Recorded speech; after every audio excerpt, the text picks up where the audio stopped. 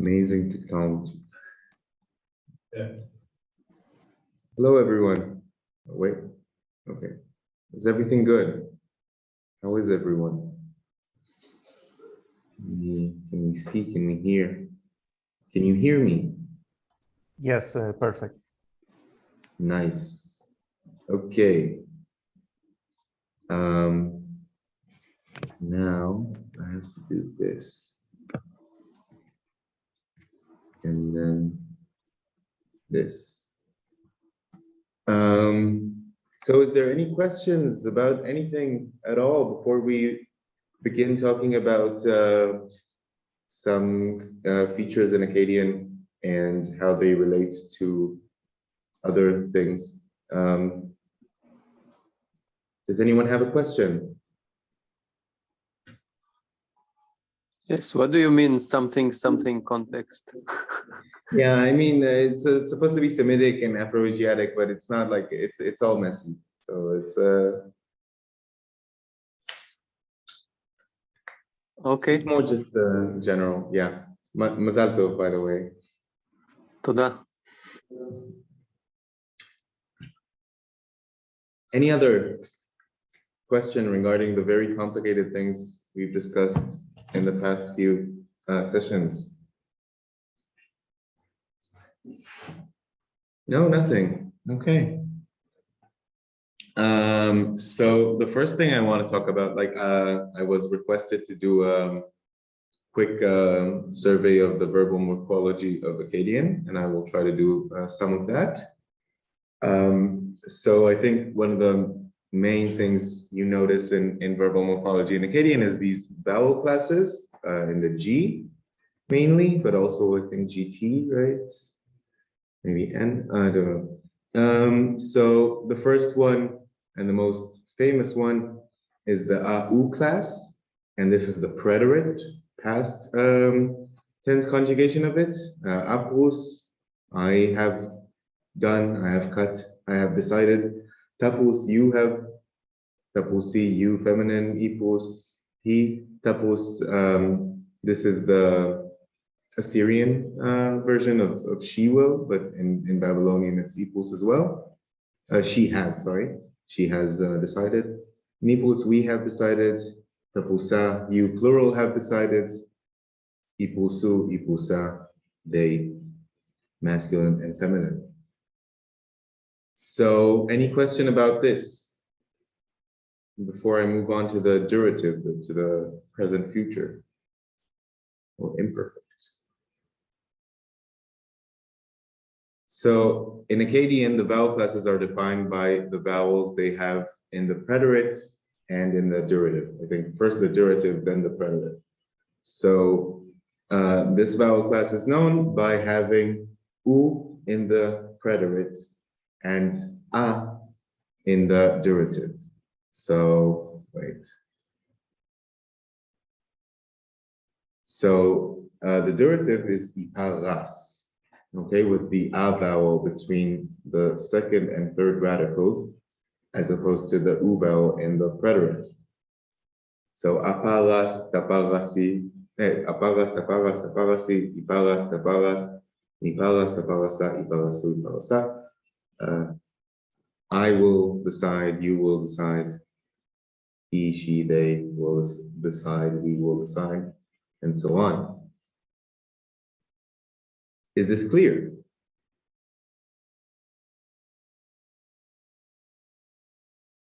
Everything clear? No question, no remarks. Yeah, sorry.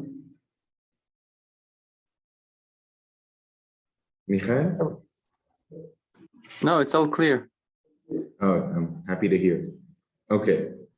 So the other vowel classes, which were already spoiled by the presentation, are the A vowel class, which has A both in the preterite and in the durative. So atzbat, you have, I have taken, tatzbat, you, masculine, have taken, right, taken, or held or something.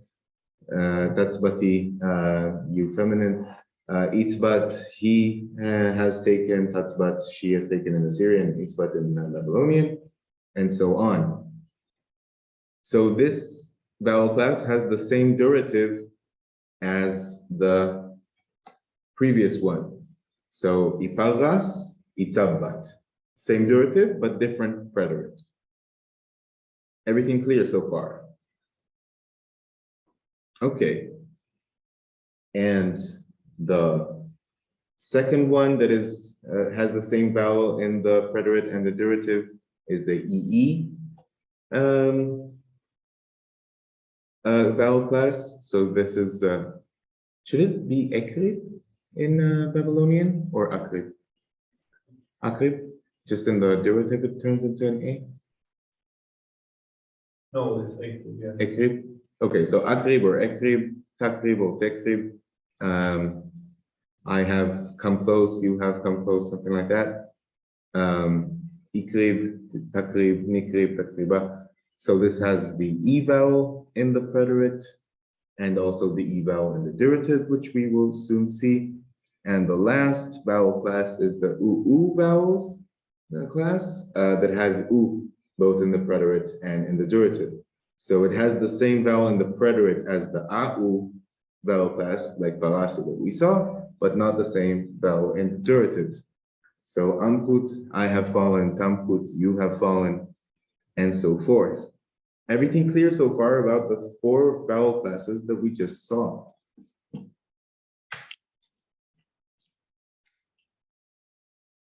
Does anyone have any idea or remark or question about how these vowel classes are expressed in other languages except Akkadian?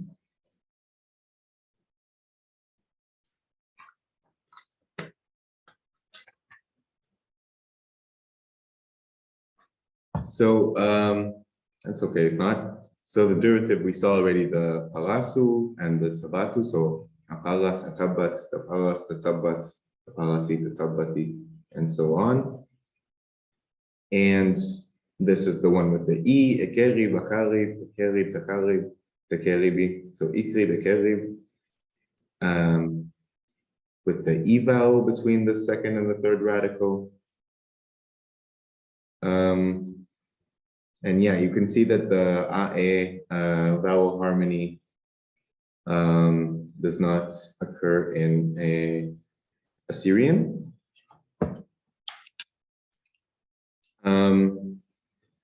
And this is the durative of the UU vowel class. So amakut, tamakut, I will fall, you will fall, tamakuti, you, Telenu will fall, and so forth. Any questions so far? Any idea regarding other languages? Do we know such a system from other languages? That's what I'm trying to ask. Arabic definitely has also vowel class. Yeah, Arabic does have vowel classes. Okay, very good. So the thing is there any overlap between the Arabic vowel class or vowel classes and the Akkadian ones? So what vowel classes do we know from Arabic? Who remembers? Who can do a text? So the thing is, we have to add the past here. So the West Semitic vowel classes include the past and the future. And well, like, I mean, the suffix conjugation past, which is not a past in Akkadian and does not really work well with the Akkadian vowel classes, I think, right? Like, it's quite arbitrary, or at least sometimes seems like it. Correct me if I'm wrong. But the vowel classes that we know from Arabic are, well, first, there are the verbs that have fa'ala in the past. So, yeah, nice. Fa'ala, and in the present or future, they usually have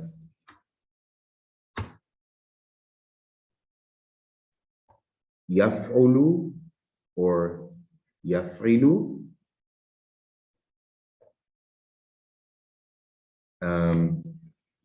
So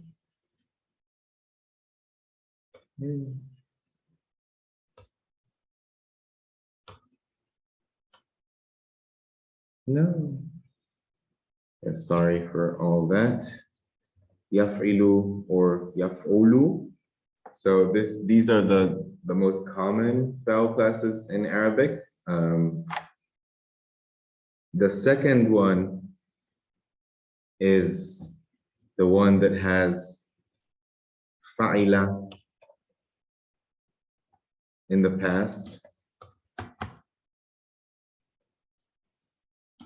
and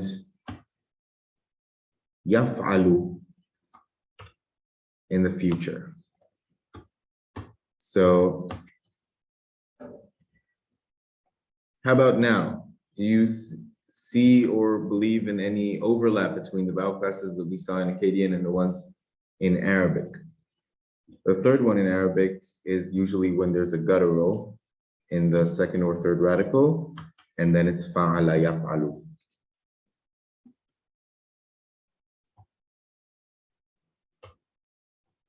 But since this is more phonologically motivated or seems to be rather clearly more phonologically motivated, then I'm not sure how this connects to the vowel classes that are definitely phonemic. Please answer my question. I'm still waiting. How do you think there is an overlap? Could be that there isn't between the vowel classes that we saw in Akkadian and these vowel classes in Arabic, which I hope I have transcribed clearly enough.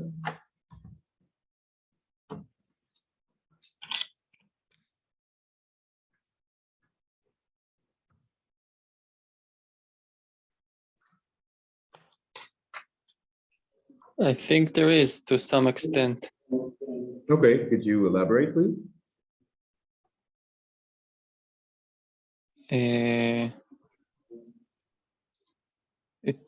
It seems that the future of Akkadian with the past of Arabic and vice versa. That's the thing. It's the past in Akkadian is cognate with the future in Arabic or in West Semitic. So the prefix conjugation, the short prefix conjugation, the ipus, which is the past in Akkadian, and the yaf'al in Arabic. So there is some kind of overlap there. That's true that this can be either e, u, or a. And there is no overlap in the past tense because it's just weirder in Akkadian and there are no rigid rules from what I know. But the real problem is that these two systems completely don't overlap because there is no Akkadian future in Arabic. So there is no ipagas form. So it's really hard to say. So where do we find the ipagas form? Who remembers?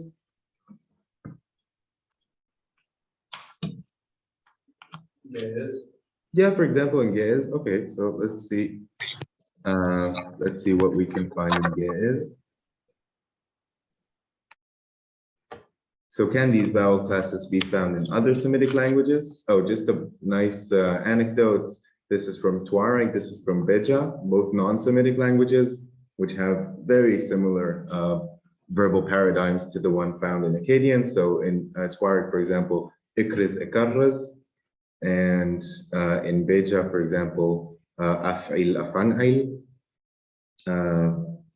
Probably, Beja is a Cushitic language or very close to Cushitic, and this is thought to be inheritance from Proto-Afro-Asiatic, one of the few things we can say. So in general, no, we cannot find the same vowel classes between the different languages, but there are some that we can, so it's more complicated than that. So first of all, no other Semitic language has the same verbal system as Akkadian, maybe Eblite, but you know, so even the ones that have this iparas and they have the three forms paras, ipus, iparas, they don't have the same meaning. And the stative in Akkadian, even though it's connected and similar to the past conjugation in West Semitic, is still not the same. It's still different from many aspects. So, but the closest ones we know that are Ethio-Semitic and modern South Arabian, which have iparas, but also the past pausa, as I said. So any question about that before we look into the vowel classes in Ethio-Semitic and modern South Arabian, mostly Ge'ez and modern South Arabian? No, nothing? Very clear? Yeah. I just have a question about يفعل, يفعل, يفعل in Arabic. Yeah. We usually refer to this kind of verbs as present. Why do you refer to them as future tense? Oh, yeah, I'm just, you're right. Present, future, imperfect, prefix conjugation. Yeah, there are many names. Okay, They're that's the same. Okay. Yeah, definitely the same. Yeah, same as the preterite and past and durative and future present. And yeah, all of these names are very confusing. So in East Semitic, we have the ipusipalas. In modern South Arabian, the regular, what we call GA stem is, for example, in Omani Mehri, prus in the past, yipres in the subjunctive or jussive or something like that, and yipures in the indicative future or indicative present. Ethio-Semitic has mostly parasa, yipres, yiparres, okay, and Central Semitic, as we know, has parasa yapusu, or something like that. So what do you think about this scheme regarding the different, like before we dive into the actual vowel classes in these languages, do you think that there is some kind of overlap or similarity between what we can find in Ethio-Semitic and modern South Arabian and what we can find in Akkadian?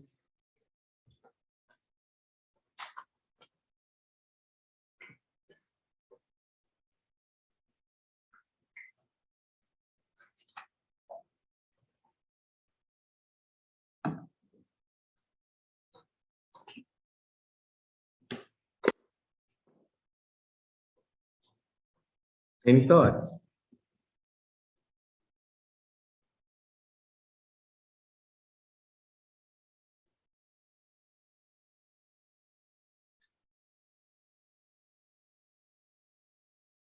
Nothing. Okay, fine. So, like I said, in Ge'ez, the regular class is fa'ala yif'il yifa'il, but there's also the secondary class, more for stative verbs, which is fa'ala yif'al yifa'il. But the thing is, they have the same future or indicative. So yifa'il, the iparas form is the same for these two vowel classes. It does not differ. They differ in the past and the jussive or subjunctive or whatever, but they do not differ in the indicative. So that does not work with Akkadian, right? Because the different vowel classes have different duratives as well, at least most of them. So for example, if we reconstruct yif'il to something like ibris or ibus, which it can be, I would expect the durative to be ibris, ibus, or ibras. But in Ge'ez, it's only ibris or ibus. Sorry, iparis, iparus, iparas. Those are the three options. And in Ge'ez, it's yifa'il with a schwa, which can come historically from either an e or an u. So it's either iparis or iparus. And in the other one, there's ibras, which I would expect for the durative to be iparas with an a vowel. But once again, in Ge'ez, there's a schwa there. Now, it's not impossible that some Ge'ez schwas also come from historical a, but it is not really agreed upon. And usually historical remains in yes, as it has in the Joseph. So any question about that?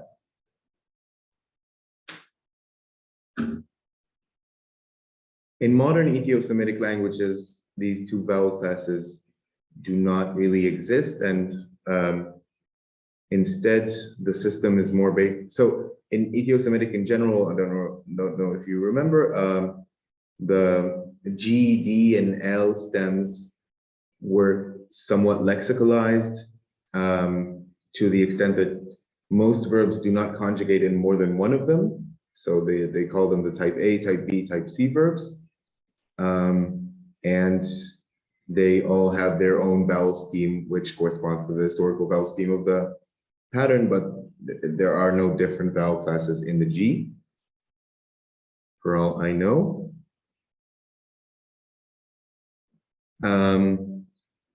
Yeah.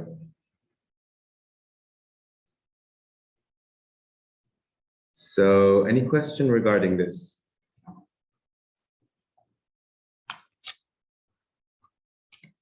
It's very complicated. I'm really surprised that no one is asking questions. So please do, if you're having a hard time. I am. For me, it's difficult to grasp these differences and to try to think what is common and what is different. So any, no, nothing, okay. So modern South Arabian, the GA stem that I said before, so the Ktub, Yikteb, Yikuteb, for example, in Omani Mehri, is a little bit similar to the EE inflection in Akkadian, or at least it can be, or to the UU, but mostly EE, I guess. It can be reconstructed to something similar to that. So the perfect will not be addressed, the Ktub form, because it's unrelated to the E-Semitic thing, as I said before. So I will only look at the vowels in the subjunctive or Joseph and the indicative, so the ipus and ipalas forms.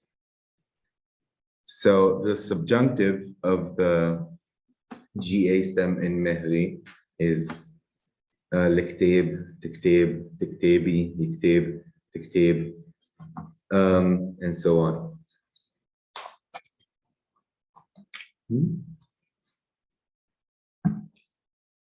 So you can see, if you remember, that modern South Arabian languages always have all these neat duals for the first person, second person common, third person genderized, very weird.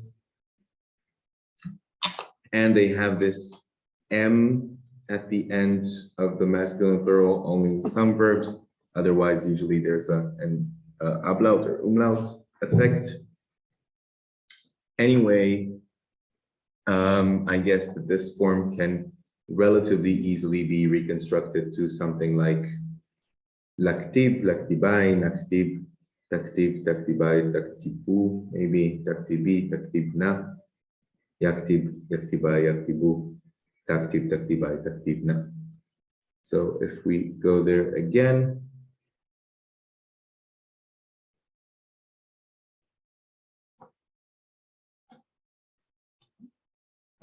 assuming that this long A vowel comes from a historical E, is relatively makes sense. I don't know. Any question regarding this?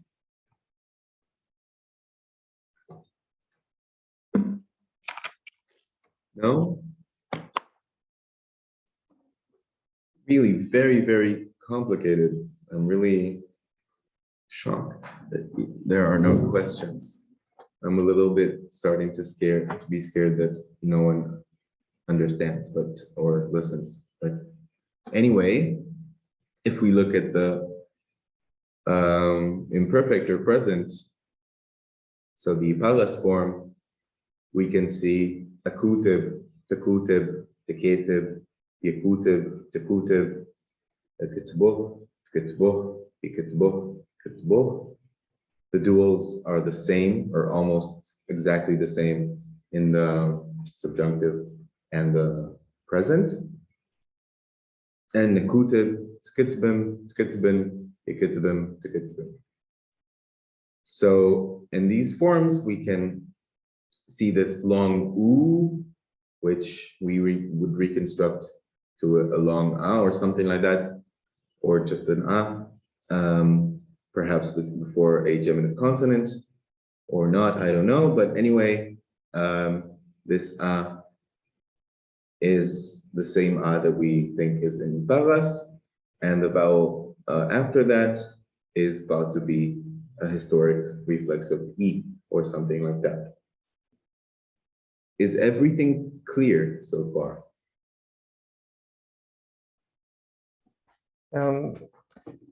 For me, it does seem similar to the Iparas and the Iprus. Which are the complications you're referring to? Because I am missing something. Yeah, no, the complications that I'm referring to are, first of all, that it's very, very hard sometimes to tell which vowel comes from which vowel. And well, there's a lot of research on this specifically. There's Dufour's habilitation from 2016, I think, which is a lot about this and why these systems are not exactly the same as in any other language and what difficulties they pose. But you're right, maybe if you don't dive into it so deep, then it does make sense to some extent. Like, probably, but in Akkadian also the EE and UU forms are not the most common forms, I think, right? I think the AU one is supposed to be the most common and unmarked form. And that is the one I cannot find in other Semitic. Any other question?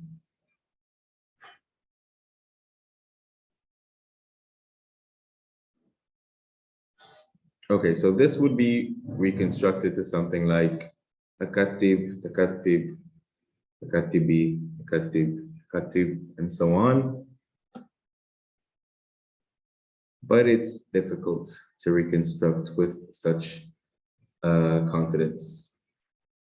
Okay, now the GB in these languages in modern South Arabian exhibits the West Semitic vowel class of the Palisa Ibras, and with Iparas, with an A at the end. So this does somewhat coincide with the Akkadian Ibras Iparas forms. Do Ibras Iparas forms convey some kind of stative meaning or adjectival, or do they have some kind of generalized meaning or not? Do you know, Jonathan, Ibras Iparas, does it have like a semantic specificity to it or something like that, or category, or the Ibras Iparas, the AA group? Probably, but I couldn't tell you that. I think they are mostly active, meaning and fiente, something like that. Active and fientive. So it's like the opposite, right? Because here it's like the stative, the more adjectival ones. That's the EE class. Oh, the EE class is fientive, you say? No, the EE class is stative or progressive or Interesting. So it's the exact opposite. So in modern South Arabian, the EE class is the active one, and the AA class is the more stative or adjectival. Weird. So yes. The next thing I thought to talk about was the D and Sheen stems. So the D and Sheen stems have something special about them in Akkadian, I think, relatively to other verbs. So there are several, maybe even features like this. So the Akkadian preterite for the D stem is uparris, tuparris, tuparrisi, uparris, In Assyrian, tuparris, nuparris, tuparrisa, uparrisu, uparrisa. So, does anyone remember what form this coincides with or is parallel to in other Semitic languages?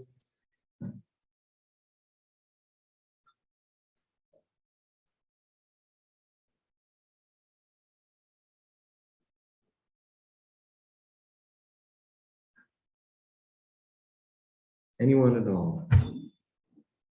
So this is it's like the Hebrew PL. Yeah, exactly. Yeah. And this is parallel to the imperfect or like the prefix conjugation.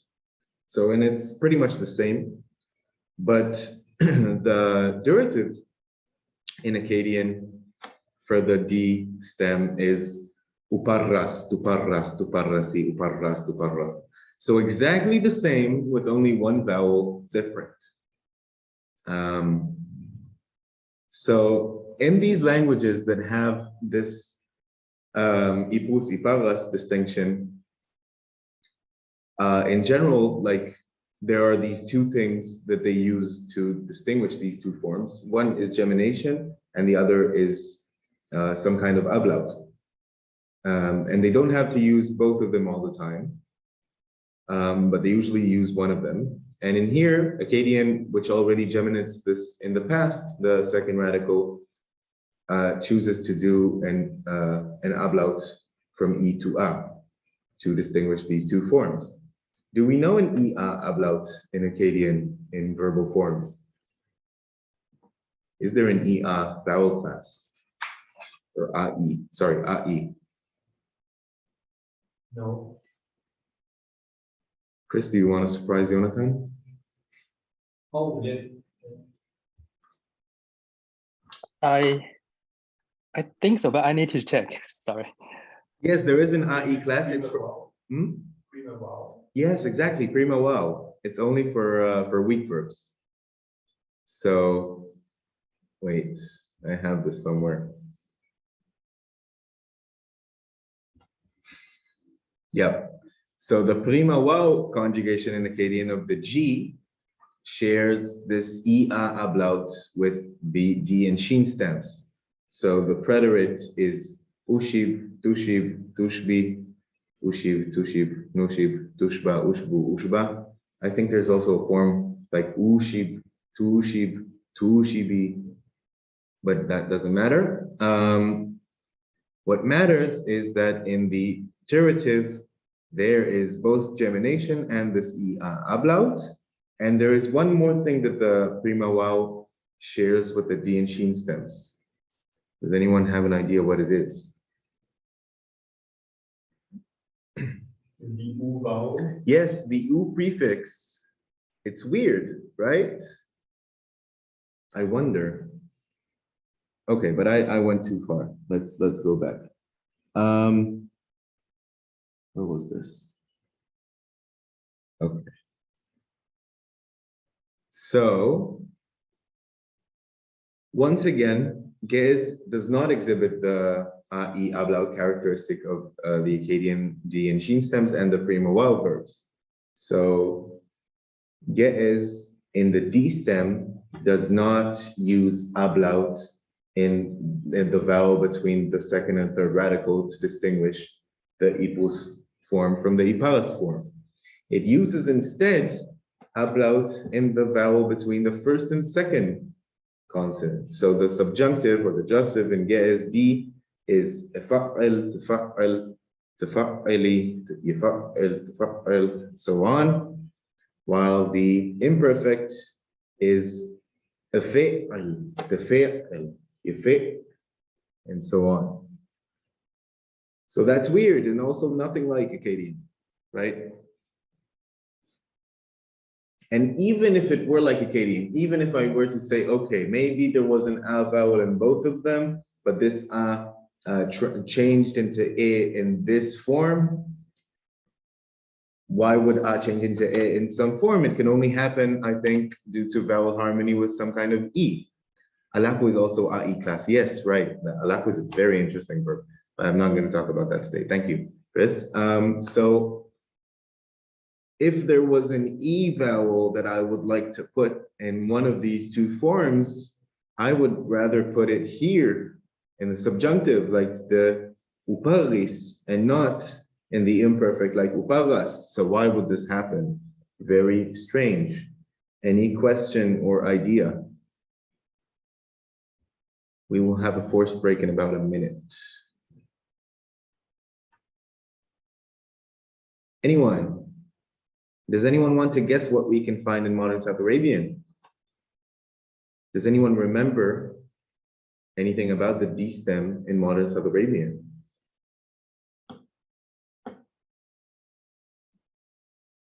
It's okay if not.